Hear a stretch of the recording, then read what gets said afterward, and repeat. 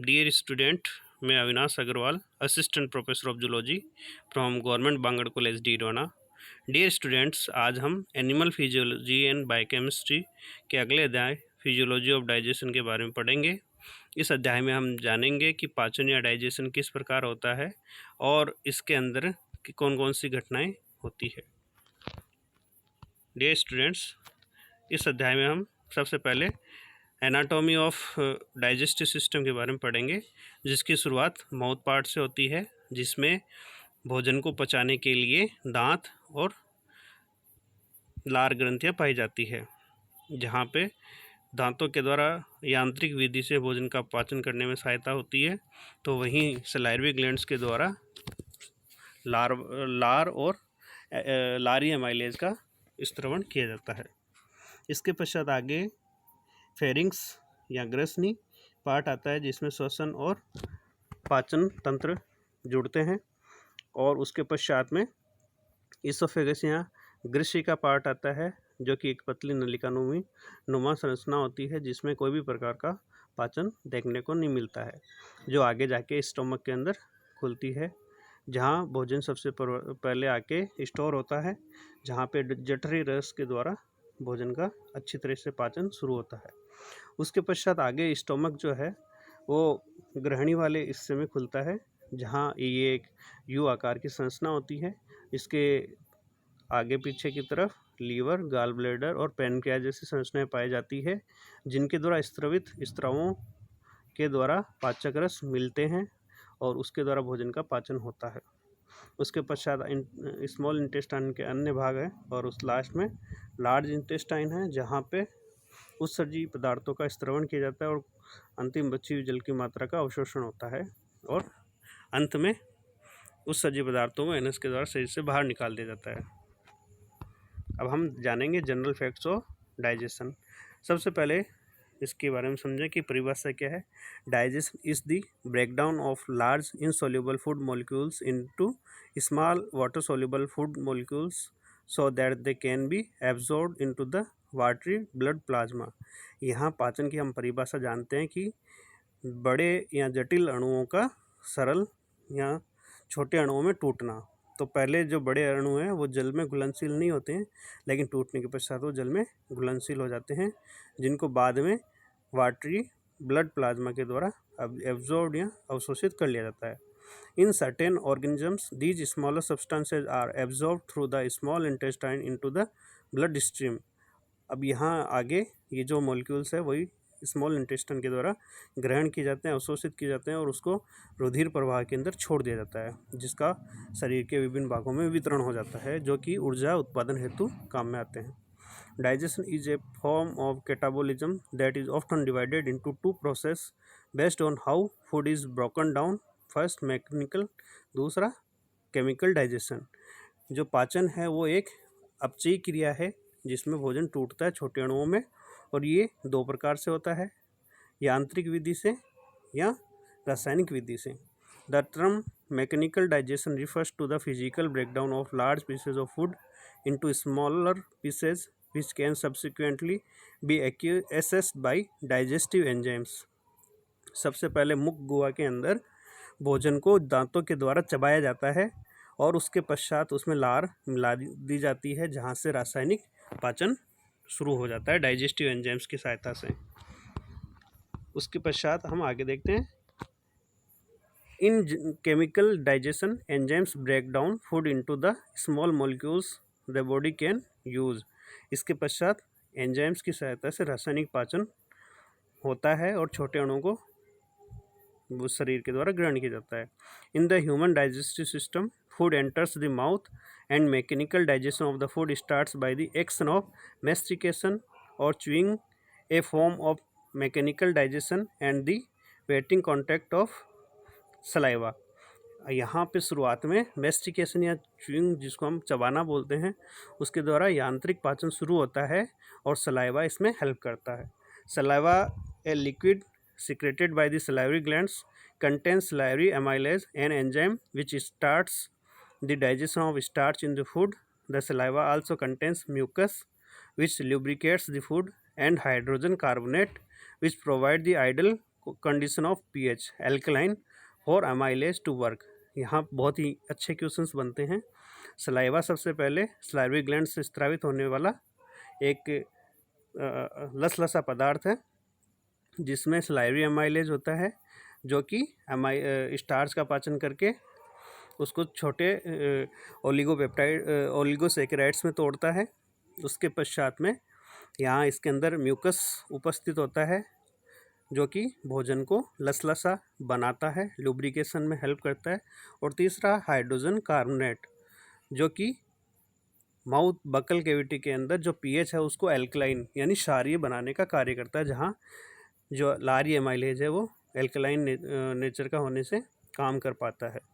After undergoing mastication and starch digestion, the food will be in the form of A small round slurry mass called a bolus in buccal cavity. तो यहाँ पे हम सबसे पहले देखते हैं एक शब्द आता है बोलस। तो यहाँ हम बोलस की परिभाषा समझते हैं। After undergoing mastication and starch digestion in buccal cavity, the food will be in the form of A small round slurry mass and that is called as bolus. It will then travel down the esophagus and into the stomach by the action of peristalsis, यानी क्रमानुकुंचन गतियों के द्वारा जो भोजन है वो अब जो नलिकानुमा इसोफेगस है, ग्रसिका है, उसके से होते हुए अपना जो जठर है, पेट या आमाशय है, उसके अंदर पहुंचता है, जहाँ पर gastric juice in stomach starts protein digestion. यहाँ सबसे पहले अब हम देखते हैं कि प्रोटीन का जब पाचन की बात करते हैं तो सबसे पहला पाचन कहाँ स्टार्ट होता है? प्रोटीन का पाचन जठर या आमाशय में शुरू होता है गैस्ट्रिक जूस की सहायता से। Gastric juice mainly contains hydrochloric acid and pepsin. बहुत ही इंपॉर्टेंट चीज़ है कि यहाँ पे एक तो HCl पाया जा रहा है और दूसरा पेप्सिन जो प्रोटीन का पाचन करता है। In infants and toddlers gastric juice also contains rennin. It's also very important question कि रेनिन जो शिशु जो बच्चे हैं और बहुत छोटे बच्चे होते हैं उनमें उपस्थित होता है, लेकिन वयस्क में ये अनुपस्थित होता है। As the first two chemicals may damage the stomach wall. First two यहाँ पे आपके हाइड्रोक्लोरिक अम्ल पेप्सिन जो कि स्टमक वाल को डैमेज कर सकते हैं। Mucus is secreted by the stomach providing a slimy layer that acts as a shield against the damaging effect of chemicals. तो यहाँ पे जो म्यूकस या श्लेष्मा है उसका कार्य क्या है? HCl से आमाशय की दीवारों की रक्षा करना। At the same time protein digestion is occurring. Mechanical mixing occurs by peristalsis, यानी क्रमांकुंचन गतियों के द्वारा यहाँ पर मैकेनिकल या यांत्रिक रूप से पाचन हो रहा है। साथ ही which are waves of muscular contraction that move along the stomach wall. This allow the mass of food to further mix with the digestive enzymes.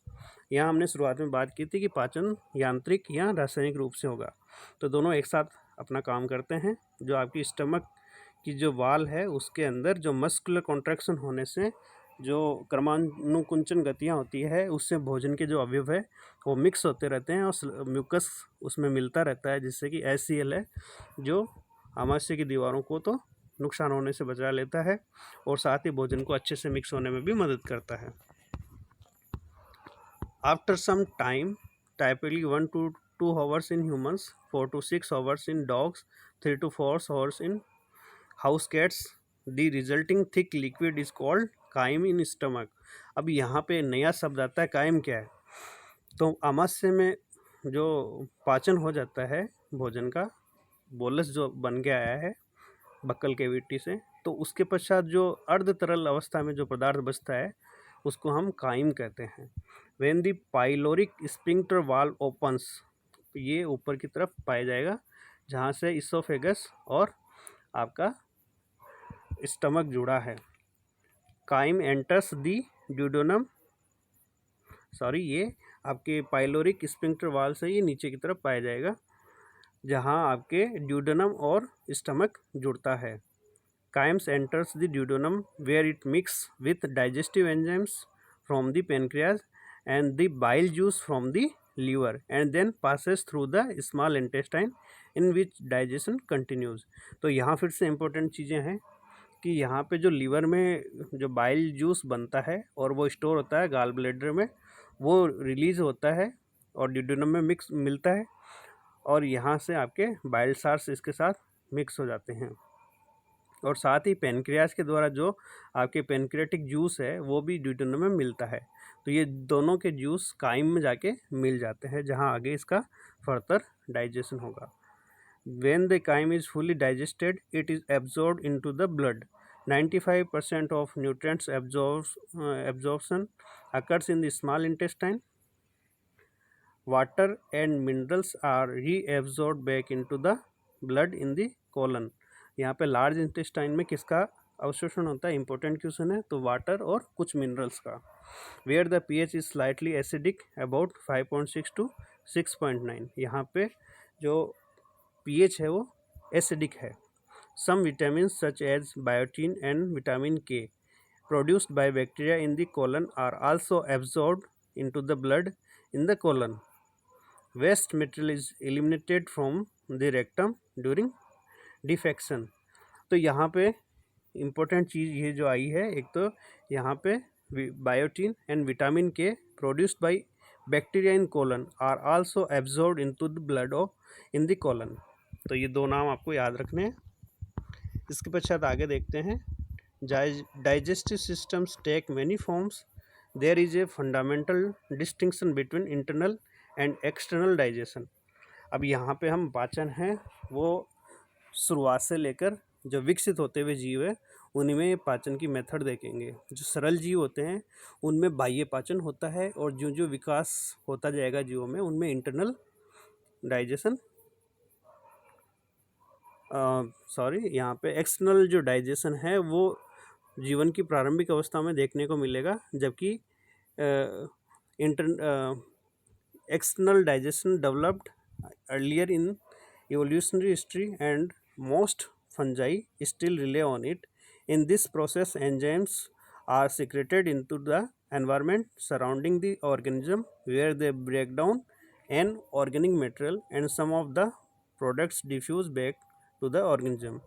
जो जीवन की प्रारंभिक दशाएं हैं उनमें एक्सटर्नल डाइजेशन पाया जाता है। बाह्य कोशिकीय पाचन जिसको हम कहते हैं, वहाँ जीवों के जो पाचक रस है शरीर से बाहर स्रावित किए जाते हैं और वहीं पर पाचन होता है, जिसका सबसे अच्छा उदाहरण फंजाई या कवक है, जिसमें शरीर से बाहर पाचक रसों का स्त्रवण किया जाता है उस जीव के ऊपर और फिर उसको अवशोषण के द्वारा उन न्यूट्रिएंट्स या पोषक तत्वों को ग्रहण कर लिया जाता है।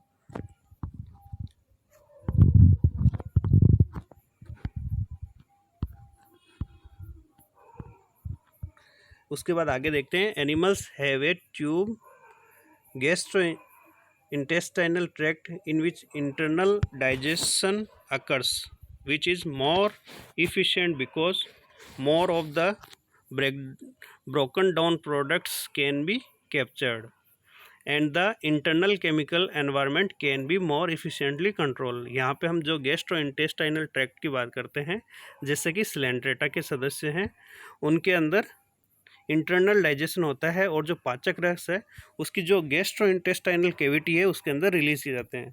सम organisms including nearly all spiders simply secretes biotoxins and digestive chemicals, जिसको हम एंजाइम्स कहेंगे, into the extracellular environment prior to injection of the consequent soup. यहाँ बहुत अच्छी चीज़ है कि उसको सूप में कन्वर्ट कर दिया जाएगा, यानी कि लिक्विड फॉर्म में कन्वर्ट करके उसको हम स्पाइडर्स में फिर ग्रहण किया जाता है और साथ ही बायोटॉक्सिन्स रिलीज किए जाते हैं। In others once potential nutrients or food is inside the organism, digestion can be conduct to a vesicle or a sac like structure through a tube or through several specialised organs aimed at making the absorption of nutrients more efficient। इसके अलावा हम आगे देखते हैं कि कुछ जीवों में वेसिकल जैसी या सैक लाइक स्ट्रक्चर भी बनती है, बैग जैसी संरचनाएं, और उसमें फिर पाचन के पश्चात में वो अन्य जो अंग है उनमें भेज दिया जाता है। Schematic drying of A bacterial conjugation या संयुग्मन की जो प्रक्रिया है वो बैक्टीरिया के अंदर देखने को मिलती है। इसमें दो सेल होती है, एक तो डोनर सेल और दूसरी रिसेप्टर सेल। तो यहाँ पे जो डोनर सेल है वो डोनर सेल प्रोड्यूस पाइलस, यहाँ पे डोनर सेल ने पाइलस का प्रोडक्शन किया है। उसके पश्चात pilus attach to the recipient cell bringing the two cell together. यहाँ पे दूसरी स्थिति हम देखते हैं कि ये जो पाइलस जो संरचना है ये रिसिपिएंट सेल के साथ में जुड़ जाती है और इससे दोनों सेल कनेक्ट हो गए। The mobile plasmid is nicked and a single strand of DNA is transfer to the recipient cell. अब यहाँ ध्यान से देखो, थर्ड नंबर पे ये जो प्लाज्मिड है ये एक्स्ट्रा न्यूक्लियर मटेरियल है, जेनेटिक मटेरियल है, जिसमें मुख्य जो गुणसूत्र है बैक्टीरिया का, उसके अलावा ये अन्य आनुवंशिक पदार्थ उपस्थित होता है जो यहाँ पर इसका एक सिंगल स्ट्रैंड है डीएनए का, वो रिसिपिएंट सेल के अंदर चला गया है। Both cells recircularise their plasmids, synthesise second strand and reproduce pili. Both cells are now viable donors. यहाँ इंपॉर्टेंट चीज़ क्या हुई कि किस प्रकार देखो ये जो जेनेटिक कंजुगेशन है इससे ये रीजूनाइट भी होते हैं, वापस इनके अंदर आनुवंशिक पदार्थ है वो इकट्ठा भी होता है, बनता भी है और ये ज़्यादा स्ट्रॉन्ग और ज़्यादा यंग बन जाती है। तो यहाँ पे सेकेंड राउंड के द्वारा फिर से डीएनए रेप्लिकेशन या प्रतिकृतिकरण के द्वारा बन जाता है। Secretion systems. Bacteria use several systems to obtain nutrients from other organisms in the environment. First, channel transport system. हम यहाँ पे सबसे पहले इवोल्यूशन की जो हिस्ट्री देखते हैं तो उसमें मोनेरा संघ के अंतर्गत बैक्टीरिया को पढ़ते हैं और यहाँ बैक्टीरिया में हम ट्रांसपोर्ट ये जो पोषण है उसके हम तरीके देख रहे हैं। तो इसमें पहला है channel transport system. In a chemical transport system, several proteins form a contiguous channel transferring the inner and outer membrane of bacteria। तो यहाँ पे प्रोटीन्स जो है वो उसके जो मेम्ब्रेन सिस्टम है उसमें ये कैरियर प्रोटीन्स की तरह काम करेंगे। It is a simple system which consist of only 3 protein सब यूनिट्स। यहाँ पे जो बैक्टीरिया की जो मेम्ब्रेन है जिसमें प्रोटीन्स पाए जाते हैं तो यहाँ पे मुख्य रूप से 3 प्रोटीन देखने को मिलेंगे। पहला है एबीसी प्रोटीन, दूसरा मेम्ब्रेन फ्यूजन प्रोटीन या एमएफपी और तीसरा है outer membrane protein OMP. This secretion system transports various molecules from ions drugs to proteins of various size. 20 से 900 किलो डाल्टन तक की मोलिकुलर वेट वाले जो आयंस और ड्रग्स के जो मॉलिक्यूल हैं उनका ये ट्रांसपोर्ट करने में हेल्प करते हैं। The molecule secreted very in size from the small E coli या इस्चेरी कोलाई पेप्टाइड कोलिसिन वी जो 10 किलो डाल्टन तक हो सकता है छोटी साइज का, to the pseudomonas fluorescens cell adhesion protein lap A of 900 kilo dalton. तो यहाँ पे ये एग्जांपल देके आप समझ सकते हो कि ई कोलाई में छोटी साइज का और आपके सूडोमोनास फ्लोरेसेंस में बड़ी साइज का प्रोटीन भी ट्रांसपोर्ट हो सकता है। इसके पश्चात आगे हम देखेंगे दूसरा पार्ट है जिसके द्वारा बैक्टीरिया में पोषण होगा, मोलिकुलर सिरिंज के द्वारा। A type third secretion system means that a molecular syringe is used through which a bacterium certain type of Salmonella इसके अलावा आपके Shigella Yersinia can inject nutrients into protist cells. यहाँ पे प्रोटिस्टा सेल्स की बात है, प्रोटोजन सेल्स की बात है। One such mechanism was first discovered in आपके Yersinia pestis and showed that toxins could be injected directly from the bacterial cytoplasm into the cytoplasm of its host cells rather than simply be secreted into the extracellular medium। तो यहाँ पे direct जो आपका host है जिसके द्वारा पोषण प्राप्त करना है उसके अंदर ये आप टॉक्सिन्स को रिलीज कर देंगे जिससे वो डेड हो जाएगा और उसको ग्रहण करने में आसानी होगी। उसके बाद नेक्स्ट है conjugation machinery. The conjugation machinery या संयुग्मन जो आपकी संरचनाएं हैं of some bacteria and archaeal flagella is capable of transporting both DNA and proteins. तो यहाँ पे डीएनए और प्रोटीन्स का भी ट्रांसपोर्ट हो सकता है। It was discovered in Agrobacterium tumefaciens which uses this system to introduce the TI plasmid and proteins into the host, which develops the crown gall tumor। तो यहाँ पे टीआई जो प्लाज्मिड है वो किसी होस्ट के अंदर जाने के पश्चात उसमें गांठ जैसी संरचना बन जाती है, उसको हम क्राउन गाल ट्यूमर बोलते हैं, क्राउन गाल डिजीज है ट्यूमर बोलते हैं। The vir B complex of Agrobacterium tumefaciens is the prototypic system. यहाँ पे दूसरा जो कॉम्प्लेक्स है वो है वीर बी जो सेम कार्य करता है। इसके पश्चात आगे हम देखते हैं the nitrogen fixing rhizobia are an interesting case where in conjugative elements naturally engage in inter kingdom conjugation. यहाँ पे बहुत ही इंपॉर्टेंट चीज़ है, सेम स्पीसीज के बीच ना होके बहुत ही बड़े लेवल पे देखने की घटना है कि दो अलग अलग किंगडम यानी मोनेरा और प्रोटिस्टा के जो जीव है उनके बीच में, या मोनेरा और प्लांटी के जीव है उनमें ये देखने को मिलेगा। Such elements as the Agrobacterium T I or R I plasmids contains elements that can transfer to plant cells. तो यहाँ पे प्लाज्मिड की हल्की सी जानकारी आपको दे देते हैं कि ये बैक्टीरिया में पाया जाने वाला एक्स्ट्रा सेल्यूलर जेनेटिक मटेरियल है जो कि गोल होता है और छोटी साइज का होता है। ये जो टीआई और आरआई दो प्लाज्मिड है जो एग्रोबैक्टीरियम ट्यूमिफिशियंस में पाए जाते हैं और ये जेनेटिक मटेरियल और प्रोटीन को ट्रांसपोर्ट कर सकते हैं प्लांट सेल्स के अंदर। Transport genes enter the plant cells nucleus and effectively transform the plant cells into the factories for the production of opins which the bacteria use as carbon and energy sources। तो यहाँ interesting चीज़ क्या है कि जो agrobacterium ट्यूमिफिशियंस जो bacteria है वो plant cells की न्यूक्लियस के अंदर अपने टीआई और आरआई प्लाज्मिड को इंजेक्ट करके ओपिन्स का निर्माण करता है जो उसके लिए कार्बन और एनर्जी सोर्स का कार्य करते हैं। Infected plant cells form crown gall or root tumors. The TI and RI plasmids are thus endosymbionts of the bacteria। endosymbionts यहाँ पे बहुत इंपॉर्टेंट टर्म है, आंतरिक सहजीवन which are in turn endosymbionts or parasites of the infected plants। तो यहाँ पे ये पैरासाइट्स की तरह भी कार्य कर सकते हैं और एंडोसिम्बायोंट्स की तरह कार्य करते हैं। जो आपके टीआई है प्लाज्मिड उसके द्वारा क्राउन गाल डिजीज़ होती है, परंतु जो आरआई प्लाज्मिड है वो उसके लिए इतना हार्मफुल नहीं होता। The TI and RI plasmid are themselves conjugative.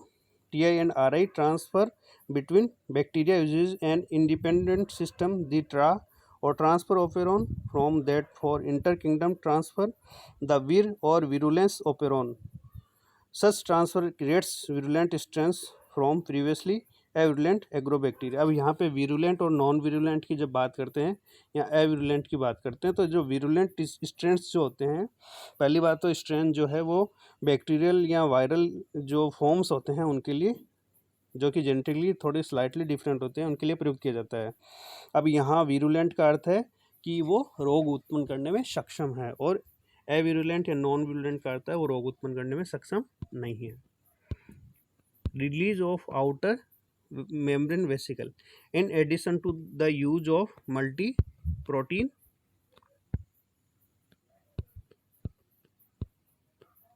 complex listed above, gram negative bacteria possess another method for release of material, the formation of outer membrane vesicle।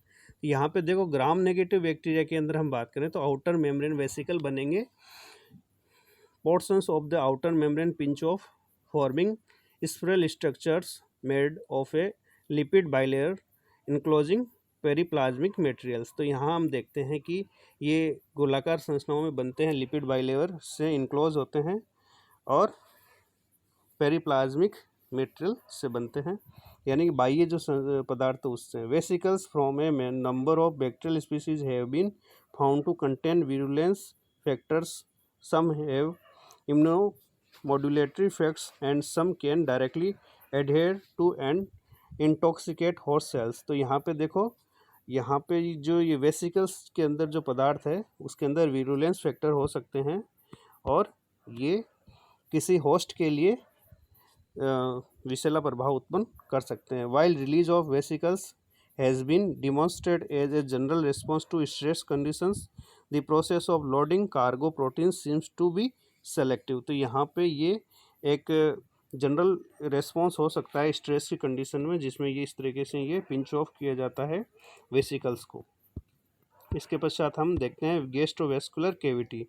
The gastrovascular cavity function as a stomach in both digestion and the distribution of nutrients to all parts of the body, especially in coelenterata. Extracellular digestion takes place within this central cavity, which is lined with the gastrodermis, the internal layer of epidermis. आंतरिक रूप से ये gastrodermis के द्वारा layered है। This cavity has only one opening to the outside that function as both a mouth and a anus. Waste and undigested material is excreted through the mouth or anus, which can be described as an incomplete gut. यहाँ पे evolution की शुरुआत में हम देखते हैं कि पाचन तंत्र की शुरुआत में मुख और गुदा का निर्माण अलग अलग नहीं हुआ है। मुख के द्वारा ही भोजन ग्रहण किया जाता है और अपचित या जो कहें निष्कासित किए जाने योग्य भोजन का जो पाचन के पश्चात का जो भाग होता है उसको उसी पार्ट से निकाल दिया जाता है। In a plant such as the Venus flytrap that can make its own food through photosynthesis, it does not eat and digest its prey for the traditional objectives of the harvesting energy and carbon, but mines prey primarily for essential nutrients like nitrogen and phosphorus, in particular insects that are in short supply in its body acidic habitat.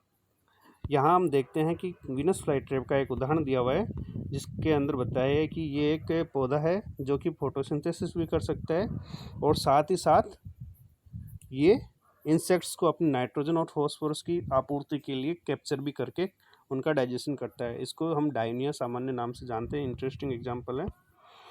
उसके पश्चात हम आगे देखते हैं phagosome. A phagosome is A vacuole formed around a particle absorbed bye phagocytosis.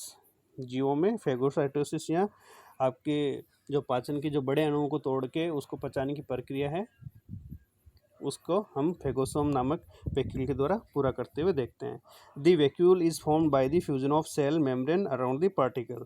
यहाँ पे जब कोई भी भोजन का कण होगा उसके आसपास सेल मेम्ब्रेन लिपट के फ्यूजन करके इसको बनाती है फेगोसोम को। A phagosome is a cellular compartment in which pathogenic microorganism can be killed and digested. यहाँ पे ये जो जीव होते हैं छोटे, वो पैथोजेनिक जो माइक्रो ऑर्गेनिजम्स होते हैं उनको मारने और पचाने में फेगोसोम को काम में लेते हैं, जो कि एक सेल्यूलर कंपार्टमेंट है, कोशिकीय भाग है। Phagosomes fuse with lysosomes in their maturation process forming फेगोलाइसोसोम।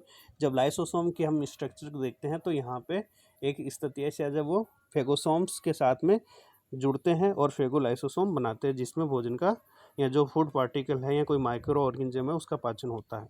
In humans Entamoeba histolytica can phagocytose red blood cells. यहाँ पे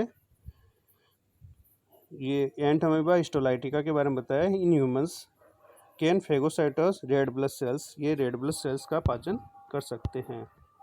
ट्रोफोजोइट्स of Entamoeba histolytica with ingested erythrocytes. यहाँ पे अगर ये इन्फेक्शन हुआ है हमारे एंटोमोबा हिस्टोलाइटिका जो कि आरबीसी को पाचन करते हैं, तो इसको हम यहाँ पर देख सकते हैं।